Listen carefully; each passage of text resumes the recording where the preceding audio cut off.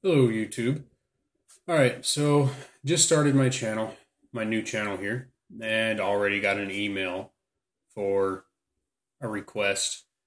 Pretty cool. So, anyway, basically, what it is somebody wants to know what I choose to carry every day, what the caliber is, what ammunition I use, and why. Basically, why I choose to carry the gun, why that caliber, why that ammunition. And then they asked what I would suggest to somebody that's new to firearms. What kind of gun? Well, that's not exactly an easy question to answer. Gun ownership is very subjective. It's what fits you best. Best thing I can tell you is don't listen to somebody that says buy this one or you'll love this one. Because what fits their hand, what they're accurate with, the sights their eye picks up, it may not work for you. It's not going to work for everybody. It's personal preference. Go to a local range that allows rentals of firearms. Shoot all of them. Shoot as many as you can afford. Okay? When you find one that feels good, your eye can pick up the sights fairly simply, go with it. Go with that for your first one. Once you buy one, you're going to buy more anyway. It is what it is. You're going to always want something different. Now, it's kind of like buying a car. You put some miles on it, you get bored, you want something else. You want something faster. You want something newer. It's going to happen. So just pick what fits your hand best. Something that has sights that your eye can easily pick up. And don't worry about what anyone else thinks about it. Who cares if it's a damn cheap $150 high point? If that's what feels good to you, you're accurate with it, your eye picks it up real well, feels good in your hand, you don't mind carrying it, go for it. Just pick the one that you're going to carry every day. Right? And it's different for everyone. Everyone's shaped different, so it carries a little different. Everyone is everyone has a different weight sensitivity. So you might prefer a little pocket gun as to someone like me. I don't mind carrying a full-size 1911. Doesn't bother me. I have in the past. I don't anymore because I need a little more concealability. I didn't conceal the 1911. Obviously, I carried out in the open, but with the job I do now, things have changed. I prefer a little more concealability. So that being said, moving on into what do I choose? Me specifically, and yes, my firearm is loaded. No, I'm not going to unload it and sit here and finger fuck my chamber for you. Whatever. What I choose to carry, as of right now, is the Smith & Wesson M&P Shield in 9mm. I've recently gotten a chance to fire the 40 caliber, so I'll probably end up giving this one to my fiance's mother. She likes it, and she's recoil sensitive. She has arthritis. She shot it. Works good for her. So I'm probably going to give this to her and buy the 40 caliber version. No real specific reason. I want it. So this is what I choose to carry right now. Because as I said, my circumstances have changed.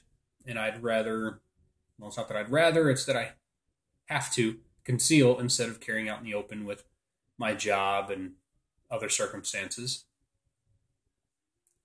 Having a child in the house and a baby on the way, it's probably not a good idea to just have it out there exposed. Just trying to be as responsible as I can about it. I'm not going to go into like the size dimensions and all that because I'm not real geeky in that way. If you are, hey, more power to you. The more knowledge you have, the better, honestly. I just don't particularly care about how long it is, thick the slide is, whatever. It fits my hand, fits in my holster, conceals well. I'm fairly accurate with it at self-defense distances, 21 feet or so.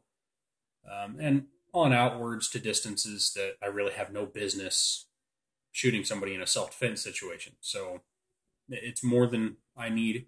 Its capabilities are more than I need. I didn't change the sights. I haven't changed anything on it, actually. Not the only thing I have done is re-stippling the grip. I don't know how well that's going to show up on camera, but I re-stippled the back and the front there, and then made a little bit of a relief right here. Not much, just a little bit, because when I would grip and get that real nice high grip, it would dig into my middle finger there just a little bit. So I just softened it up. I didn't even really relief it as much as just took some 2000 grit sandpaper and sanded the texturing off right there. That's really all I did. Other than that, it's completely factory. Haven't even done a trigger polish. It's not necessary. These actually have a terrific trigger from the factory. I believe it's about 6.5 pounds, which is great. Breaks smooth, breaks clean. It's consistent. Not much take up, no creep. Great little gun. As for the ammunition that I carry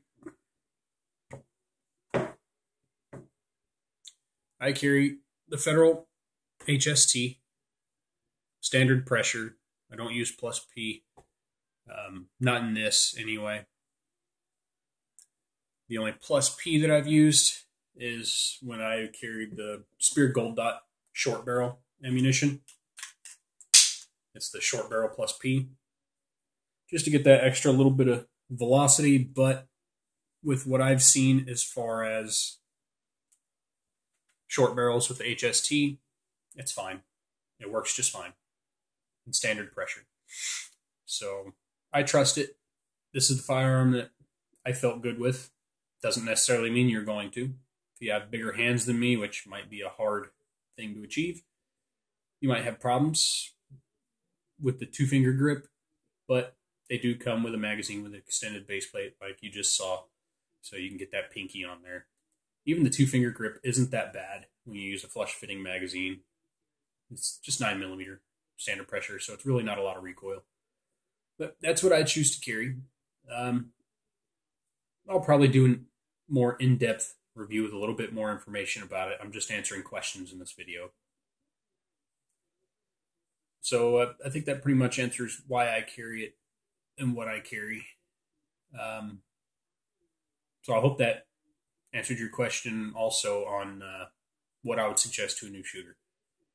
Just do yourself a favor. Don't listen to what other people like so much.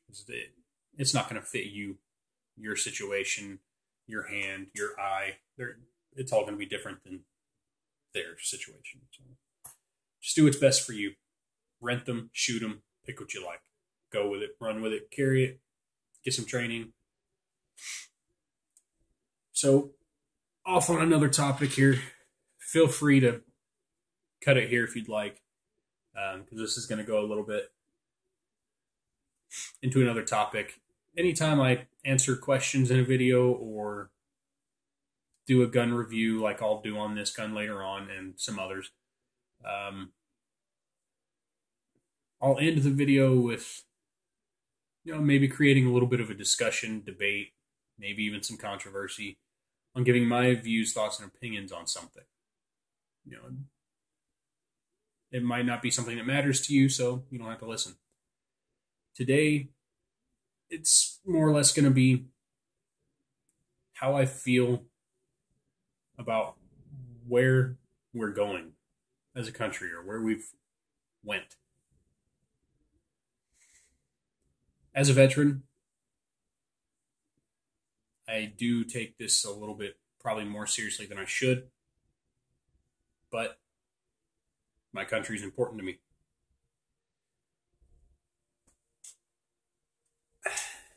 I'll try to be as couth about it as possible. Try to not be a prick about it, but it's kind of hard sometimes. Honestly, and just to put it bluntly, unfortunately, I think my country has become a haven for politically correct pussies. just to put it simple. Political correctness has gone way too far. Illegal immigrants are no longer illegal immigrants. They're undocumented. No, sorry, they're illegal. People want to say, well, not all of them are criminals. Yes, they are. Crossing that border without citizenship is a criminal act. You just committed a crime. You are now a criminal. So yes, every single illegal immigrant in this country is a criminal just by being here, let alone whatever they're running from, prosecution in their own country or them running drugs back and forth to America, illegal guns, gangbangers, whatever the case may be. Just by them being here, period, is a crime. And then there's the old excuse of, well, it's so hard to become a citizen. No, it's not. Especially with the president we have now, because he's giving amnesty to the people who went about it the wrong way. It's very easy to become an American citizen now. Just show up. In the past, it wasn't that hard. You had to take a nationalization test, which is very, very basic American history. It was based off, I believe, from 3rd to 7th grade American history. Basic things about our laws and presidents and things like that. Just very basic stuff. You had to learn enough English to get by. You didn't have to be fluent. Just learn enough, which is fair. I'm not going to go to France and walk in there and tell everyone, all right, motherfucker, learn English now just for me. I don't care what your culture is. I don't care what your country's language is. You're going to learn mine because I'm here now. No, that's just absolutely ridiculous and stupid. And I think it's pretty pathetic that we cave to it every time. There's also a problem in this country right now and all over the world. And it's not just these people in general, but we'll get to that. I'll get to clarification. A problem with Islamic people. And yes, I realize not all Muslims are terrorists. That's pretty damn obvious. Even as a veteran, yes, I fought these people, but I also worked right next to these people. We had translators that worked for us that were Muslim. Some of them converted to Christianity, but most of them kept their faith. Cool. The Muslim faith in general isn't a faith of death, destruction, killing, and raping. It's not the devil's book, like some people think. It's actually pretty closely related to our Bible, the Christian Bible. It's pretty closely related to that. Me and one of the translators overseas used to compare. He'd read from the Quran for an hour one day when we had time. I'd read from the Bible for an hour the next day. We'd swap back and forth. Just kind of compare. Compare religious beliefs, compare the word of our books, which I do always carry with me for anyone that's interested. Always do carry a pocket Bible with me. Yes, I am a religious person, but not overly so. I believe in 3 things: God, guts, and guns, and I'm not afraid to use either one of them. So back on topic. We have a huge problem with these Islamic terrorists. Okay? Not just Islamic people in general, Muslim people in general, but the extremists, the terrorists, the ones that would like to do harm. It's another politically correct issue. They're no longer terrorists. You can't call them that. That's racist. It's racist to call them what they are. I don't know what in the hell they want us to call them this week, so I'm not even up to date on what the politically correct term is for them now. But we unfortunately have a government and a president who would much rather defend them, bend to their will, and cave to them than to stand up and say, no, you're wrong. You're not going to run my country. You're not going to blow my fucking country up and get away with it. Me personally, no, I'm not as extreme as some people. I do have some friends, military and not. Their view is drop a nuke on the whole country. There are a lot of innocent people there. There's a lot of good people there. There's a lot of people there that are trapped. They can't leave. They want to, but they're not able to for various reasons. Family, threatened, whatever. Whatever the case may be. But no, we don't need to just drop a nuke on the whole country. But I would have no problem seeing all of these suicide bombers, jihadists, terrorists all put on an island and a nuke drop on that island. I'd like to hit the button that drops the bomb on that island. I don't hate the whole religion. I don't hate Muslims as a whole. But that doesn't mean I trust them. That's unfortunate. Because like I said, they're not all horrible people. But it's to the point now in this world. And not just this country, but the entire world. It's happening in France. It's happened in Canada. It's happened in the UK. It's happened in Australia. It's happening everywhere. Unfortunately, it's to the point where it's so bad. And it's so untaken care of. And it's so ignored. That you can't trust any of them now. And it's unfortunate because for those good ones, they're having a hard time fitting in anywhere or being accepted anywhere because of the bad ones. And that's the problem. Isn't the bad ones make them look bad? The problem is we have a coward for a president, a joke of a president, who won't acknowledge the fact that these groups are terrorists and need to be dealt with. And he won't deal with them. That's the major issue there. If you would acknowledge this group of people needs to be dealt with and deal with them, then this group of people over here, what do we have to be afraid of? All the bad ones have been taken out already. It's just a sad day in this country when terrorists, criminals, you can't call them what they are because you're racist if you do. And then these situations like, what was that, Ferguson? The Ferguson thing? All these people rioting and, ridiculous. A criminal gets shot for being a criminal and then attacking a police officer. And your answer is to go burn down your own home. And we're supposed to be tolerant of that behavior. Otherwise, we're racist. Pretty sure I saw white people out there rioting too. So tell me again how it's racist to say all of them are criminals and should be dealt with immediately instead of letting it go on as long as it did. Did I say round up all the blacks and just arrest them? No. And neither did anybody else. Everybody else that was pissed off about it was saying this has gone on long enough. They all need to be dealt with.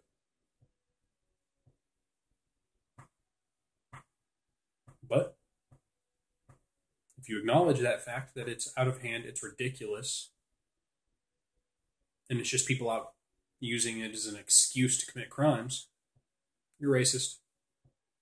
You're politically incorrect and you're racist. It's a damn shame. And it breaks my heart for the older generations. I grew up with this crap. But, our parents, our grandparents, our great-grandparents, they grew up in a time where America was still America. And it was a country for anybody who wanted to come here legally, the right way, and be an American. It was open to anyone who wanted to call themselves an American. And they gladly fought, died, lost limbs, lost friends, sacrificed a huge portion of their life to protect that. just to have some shitbag of president come in and destroy it all and start handing our country over to those people that we were protecting it from. And that's where I get offended on a personal level. And people blame Bush. Oh, well, Bush is the one who sent you over there. Okay, Obama pulled out of Iraq. Now he's sending people right back. I was sent to Afghanistan by President Bush. Obama sent me to Iraq and then tells me I'm a racist for going to Iraq and fighting Iraqis. Huh. Even though he's the one who sent me there. Awesome. But he sends me there telling me, not personally, obviously, but you get the point. He sends me to Iraq. These are terrorists. These are horrible people. They're hurting people. You have to stop them. Okay. It's my job. It's what I signed up for. Yeah. People are being wronged. People are being hurt. Okay. I'll go help them. Got no problem with that. And then the threats came of further action against America. Well, you better bet I'm ready to fight now. Of course I'll go fight to help other people. But if there's threats against my own country, damn right, I'm ready to go. So I went and I did this, and I fought. And now I'm racist for doing so, according to the same president who said this needed to be done in the first place. And now those people that he told me were a danger to Americans and our country, our way of life, our Constitution, Christianity. You know, these people that were a danger to us and our way of life, now he's handing the country that I fought to protect over to them. And you're a racist if you don't like it. This term racist is getting old. Quick. Yeah, it seems to be the typical cop-out. At least in my lifetime, it's been the typical cop-out. You don't like what I say? You're a racist. I win. Absolutely ridiculous. It is offensive on a personal level. I put my life on the line. I lost a lot of good friends for a cause he sent me to, only to be told by him that I'm racist for doing so, and then watch him hand my country over to the people he told me I was protecting it from.